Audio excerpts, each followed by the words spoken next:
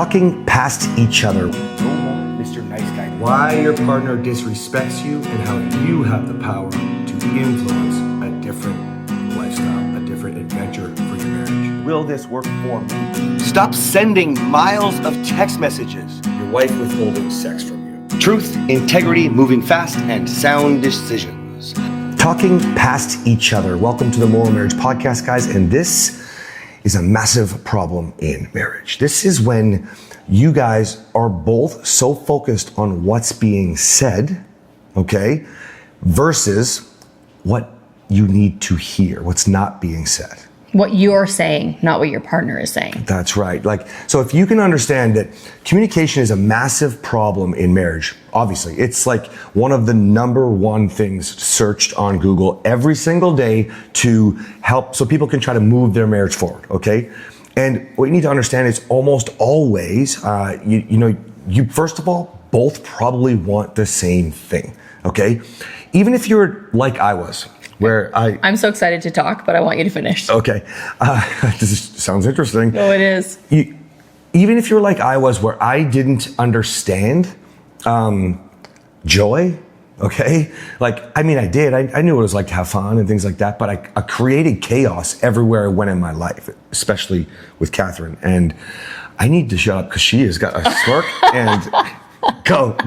So, man, oh man. So you guys all know, if you've been listening to this, that I never know the topics in advance. And he just told me what the topic was right before we started filming. And I was like, I don't even know what that means. And he started describing it. And I was like, oh, okay. You're focusing on the next thing you want to say, not listening to your partner. So, oh man, classic who Cass used to be, classic Ryan. If we're having a conversation, I actually wanted to understand you a lot of the time, which is why we got through narcissism, because I worked so hard to understand you. This is actually making me laugh a little bit on the inside, because I would go... Pause real quick, because this is a really good teaching point. Okay. Because this is really fresh. This is like 2, 3, 4 days ago or something like that, okay? So we're joking now about how I can still break shit, okay? I'm not can. I am the one who will break shit, okay? Now, we're... Not things in the house. Oh, he doesn't throw things, but ideas...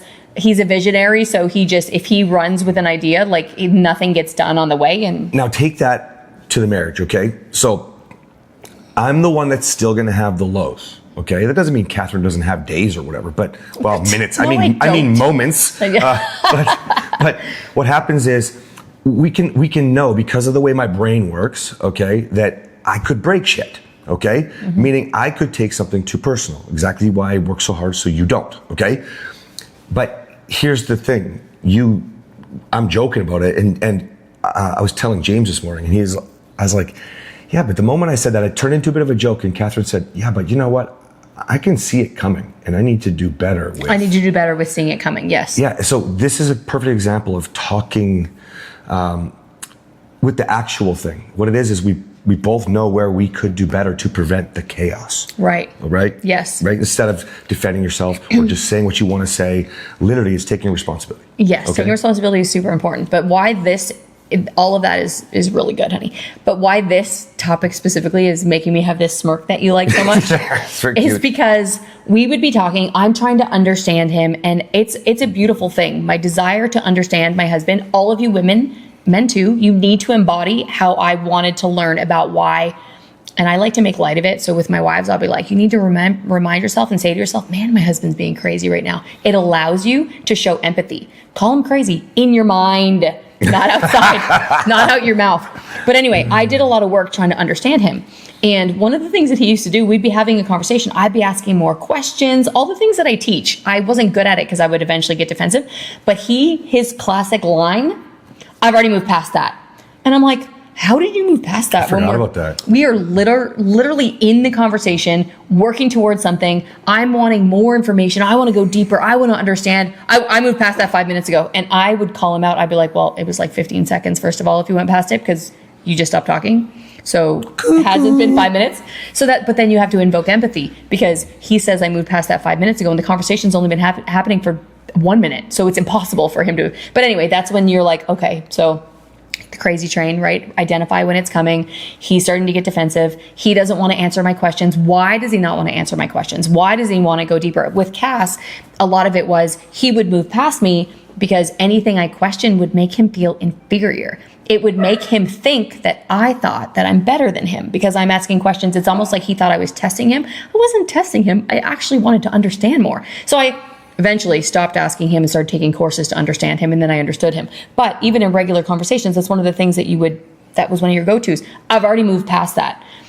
Some of you aren't saying you've already moved past it. You just move past it. So you're not listening to what your wife says. You're listening to her with the intent to respond. And vice versa. Yes.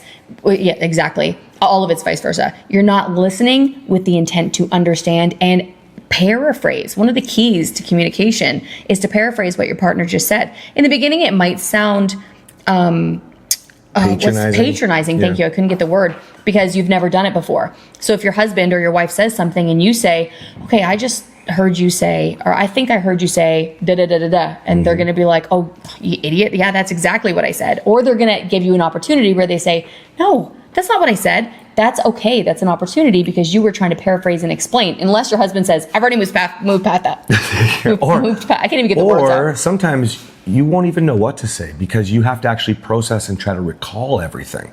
That's a skill that you learn called listening. And it's hard. Yeah. For most of you who are used to just defending yourself or trying to get the last word in or blaming, not talking about the actual issues, not feeling worthy like Kathryn described about myself, right? When that happens, it's really hard to listen. Your mind is flooded, not just with what your partner is saying, but with even trying to say to yourself, stop, listen, trying to remember the things they're saying them over in your head, feeling like, oh shit, I'm missing the next thing.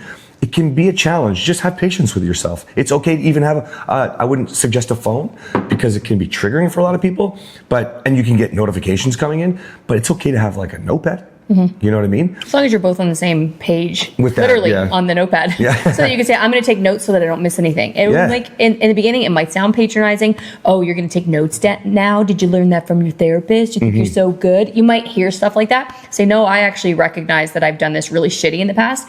I want to take notes because I want to make sure that I recall what you say, and I've just done a really bad job of it. Just say it with a fucking smile, right? But try to enjoy the fact that you're going to start talking about what has to matter. We could have brought this exact topic up with what we were talking about in the last episode with holding hands to leading him on, right?